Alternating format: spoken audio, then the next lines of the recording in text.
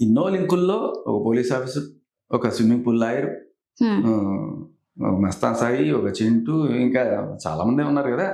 ఆ లిస్ట్ లో ఇప్పుడు ఇంకొకళ్ళు యాడ్ అయ్యారు, ఒక మంత్రి గారి మేనల్లుడు అన్నట్టుగా తెలుస్తుంది. ఈ మంత్రి గారి మేనల్లుడు మరి సపోజ్ ఏదో తెలుసో తెలియకో ఎప్పుడో ఒక కాంటాక్ట్ లో వచ్చిన, లేకపోతే ఒక ఫోన్ కాల్ చేసిన, ఇప్పుడు చింటూ జస్ట్ ఒక ఫోన్ కాల్ మాట్లాడిన దానికి ఆయన ఎఫ్ఐఆర్ చేర్చారు కదా. సరే మంత్రి గారు కాబట్టి ఏదో కాస్త ఇది ఉండొచ్చు. కానీ నేను చెప్పేది ఏంటంటే, ఒక బజారు దానికోసం, ఒక డ్రగ్స్ అమ్ముకునే దానికోసం దిగజారిపోయి ఆయన వచ్చి ఈవిడికి సపోర్ట్ చేస్తాను నేను అనుకోను.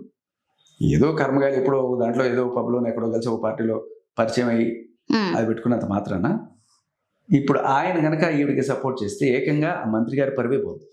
ఈవిడ మార్కెట్లో ఎంత వాల్యూ ఉందో ప్రపంచం అందరికీ తెలిసి ఇప్పుడు ఇటువంటి స్టేజ్లో కనుక ఆ అబ్బాయి పొరపాటును కనుక వచ్చి రాజ్ తరుణ్ ఇల్లు నాది అని చెప్పి సపోర్ట్ చేసిన, ఓహో మహానుభావుడిగా నువ్వేనా నాయన, మంచిది అని చెప్పి అర్థమైపోద్ది.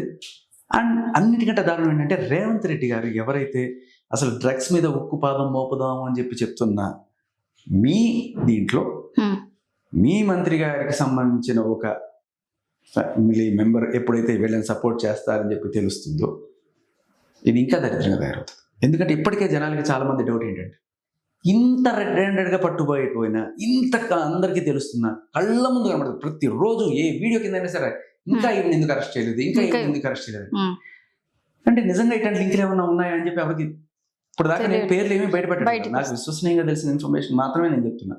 ఒకవేళ కనుక ఇటువంటిది ఏదైనా జరిగితే మాత్రం ఖచ్చితంగా ప్రభుత్వానికి కూడా చెడ్డ పేరు వస్తుంది.